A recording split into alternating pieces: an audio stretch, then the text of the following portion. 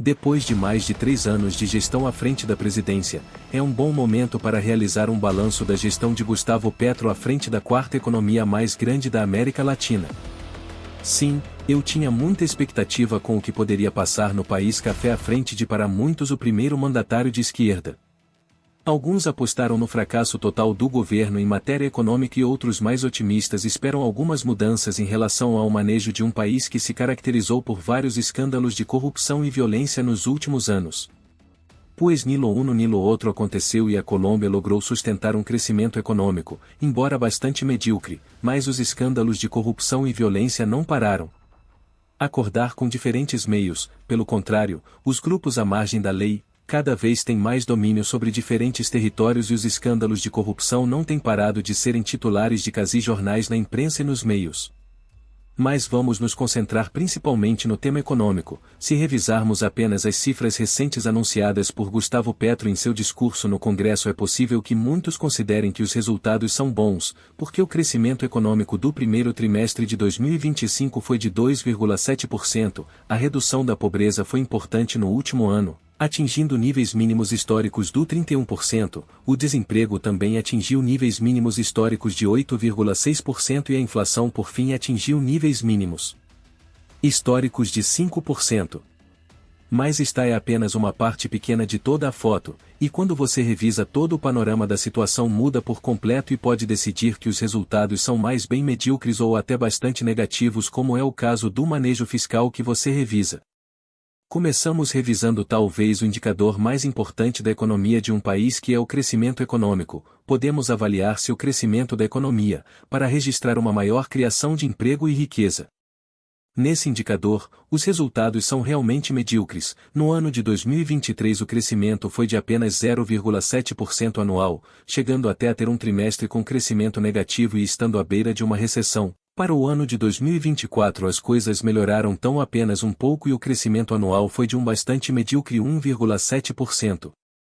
Mas por que um crescimento positivo pode ser considerado medíocre, mesmo que a economia da Colômbia cresça mais do que a prefeitura das economias desenvolvidas e europeias? Pois porque precisamente a Colômbia não é um país desenvolvido. De acordo com organismos como o Fundo Monetário Internacional e a OCDE, os níveis de ingresso por habitante ou PIB por capita, para considerar que um país é desenvolvido com pelo menos $30.000 por ano, e a Colômbia tem um PIB por capita de $8.500, e se ajusta por paridade de poder aquisitivo de $21.500, há uma distância bastante distante do promessa dos países da OCDE, que é de $45.000, e com uma diferença importante em relação a países como Chile e Uruguai, que tem ingressos por populações superiores a $30.000 por ano. Mas por que você pode considerar que a gestão da Petro afetou de maneira negativa o crescimento econômico? As razões podem variar. A primeira foi que apenas começou seu mandato e, com alta popularidade, apresentou antes do Congresso uma reforma tributária que por muitos anos foi considerada antitécnica e pouco conveniente para a reativação econômica. Os grêmios colombianos não estiveram de acordo com esta reforma tributária, eles castigaram de maneira excessiva os setores que nos últimos anos vinham jalonando o crescimento, como era o de Minas e Energia.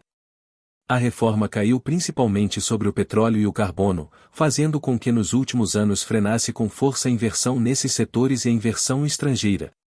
Além disso, se a reforma aumentou as imposições às pessoas com altos rendimentos, sem ampliar a base, o efeito foi que, como a evidência de uma análise recente do meio da cadeira vazia, calculou-se que mais de 6.000 pessoas, incluem super ricas, abandonando o país, afetando de novo a inversão e gerando o efeito contrário em o recaudo, pois ao ir-se muitos dos chamados ricos deixaram de contribuir com seus impostos para o desenvolvimento do país.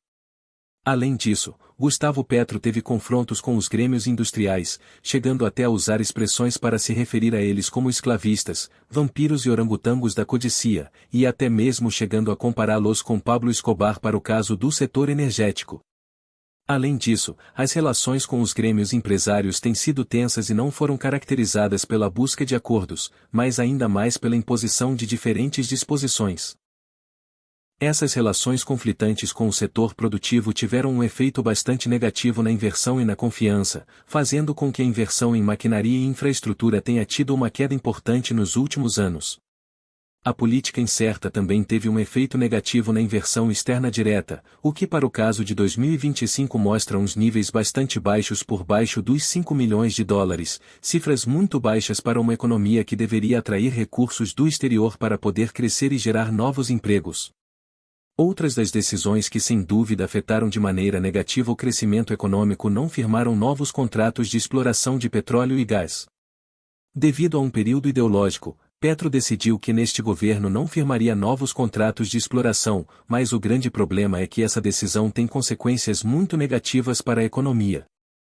Por outro lado, é uma decisão tomada de que nem mesmo países ricos como o Canadá ou Noruega foram tomados, e se observa como as reservas de gás foram tremendamente afetadas, levando a que mesmo as importações de gás de outros países sejam necessárias, aumentando os preços para os consumidores finais tanto no setor industrial como particular. Supõe-se que esta decisão também afetou a inversão direta no setor mineiro energético e, no futuro, também poderá afetar as reservas de petróleo, gerando uma descida gradual na produção de petróleo e nas exportações de petróleo, que são uma fonte fundamental de dólares para o país. Como foi pouco anterior Gustavo Petro, designado como presidente da Ecopetrol, que é a principal companhia petrolífera da Colômbia, Ricardo Roa, que foi o chefe de sua campanha, pessoa que por muitos não contava com o perfil técnico para essa carga e também se envolveu em vários escândalos de possível corrupção. Além disso, o governo de Petro propôs e logrou nomear membros na junta diretiva da Ecopetrol, pessoas sem experiência e bandeja no setor, que foram nomeados mais bem pela política de cercania com o atual presidente. Sim, atacar com precisão esse setor é um tiro no bolo, é um dos que mais se reportam ao recado tributário e suas exportações são a fonte mais importante de dólares da economia colombiana, que tem alguns níveis de exportação muito, mas muito baixos. Logicamente, os maus resultados não foram atrasados e as perdas no último trimestre da Ecopetrol foram os piores dos últimos anos, se bem o cru foi bajado de preço, e outros trimestres com preços médios do petróleo, semelhantes aos resultados foram muito melhores. Esta caiu nas utilidades por suposto que afetou seu principal acionista, que é o Estado colombiano, que vê como os rendimentos por dividendos de quem era a principal empresa colombiana caem desmesuradamente. Suponho que esta situação e a queda na redução de expectativas sobredimensionadas levaram a plantar uma nova reforma tributária que afetaria de novo a incipiente recuperação econômica e poderia desmotivar novamente a inversão, o consumo e o crescimento econômico. Precisamente nos últimos anos a tendência nas exportações é negativa e se bem que tenha logrado um incremento em setores não tradicionais, o país exporta muito pouco. Para ter um ponto de comparação, as exportações totais do ano 2024 só chegou a 50 milhões de dólares, menos uma 10ª parte das conseguidas pelo México, que são de mais de 600 milhões de dólares por ano. Sim, é que as relações com seu principal sócio comercial nos Estados Unidos não foram as melhores.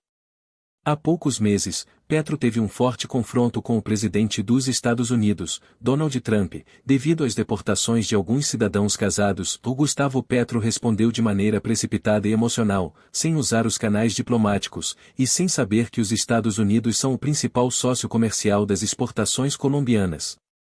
No impasse, o presidente Trump amenizou com ganhos de 50%, mas graças aos trabalhadores diplomáticos a crise foi rapidamente resolvida. Por meio se encontrou setores que são grandes geradores de emprego como o floricultor e os produtores de café e banana, precisamente a crise ocorrida poucos dias antes da celebração do Dia de São Valentim, onde as vendas de flores nos Estados Unidos são multimilionárias.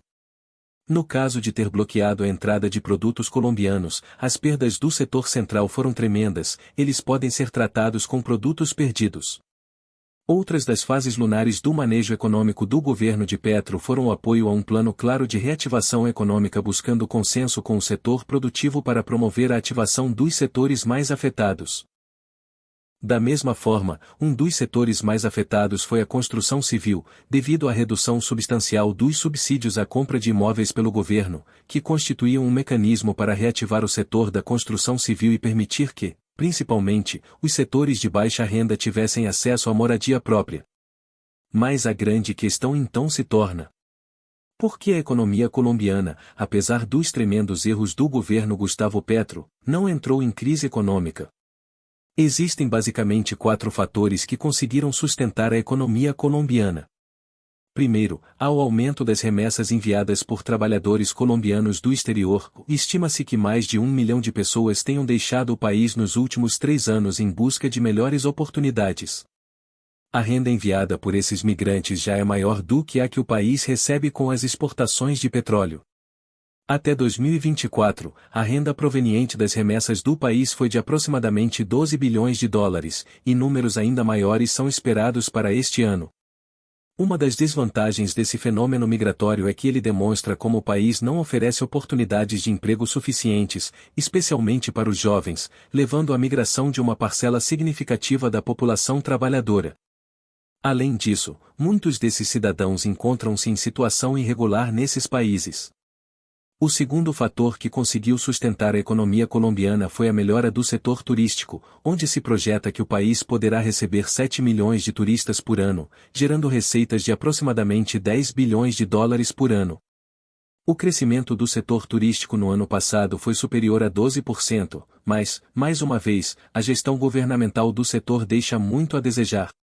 Os níveis de insegurança não melhoraram e, de acordo com diversas fontes, grupos ilegais conseguiram aumentar seu controle sobre certas áreas, aumentando os sequestros e a extorsão, prejudicando ainda mais a imagem negativa do país no exterior. E justamente a terceira razão para a sustentabilidade da economia colombiana se deve aos cultivos ilícitos e ao transporte de substâncias ilegais. O cultivo da folha usada para fazer o pó branco atingiu um recorde de mais de 250 mil hectares, segundo estimativas de fontes não oficiais. As exportações da substância branca ilegal podem representar mais de 18 bilhões de dólares anualmente.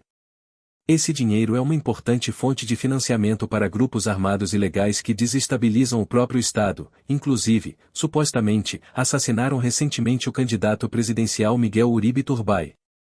O quarto fator que tem sustentado a economia colombiana é o aumento das exportações não tradicionais, especialmente de produtos agrícolas. O setor também se beneficiou da alta do preço internacional do café. No ano passado, o país conseguiu exportar quase 12 bilhões de dólares em produtos agrícolas, com um crescimento anual de mais de 13%, e a tendência deve continuar até 2025.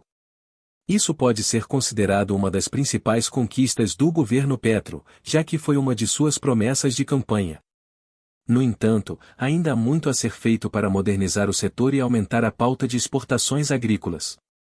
Mas, sem dúvida, o pior erro na gestão econômica do governo Petro foi a questão fiscal.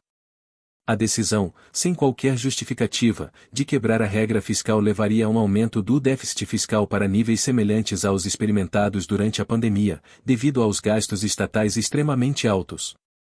Alguns analistas acreditam que grande parte desses gastos se deve ao aumento das compras públicas, principalmente em busca de apoio político nas próximas eleições. Estima-se que cerca de 450 mil empregos no setor público tenham sido criados durante esta administração, o que também ajudou a mascarar os números aparentemente positivos de desemprego. E justamente para o ano seguinte, o governo, em vez de tentar apertar o cinto, apresentaria um novo orçamento com aumentos de gastos e adiamentos do pagamento da dívida, uma decisão que levaria a um déficit fiscal muito alto e a um aumento da dívida como porcentagem do PIB. Essa situação levou as agências de classificação de risco a rebaixarem recentemente a nota da dívida da Colômbia, além de alertarem sobre a sustentabilidade fiscal do país. Essa má gestão levou o país a tomar empréstimos às taxas mais altas dos últimos 20 anos, que são ainda mais altas do que as taxas que o governo tomou durante a pandemia.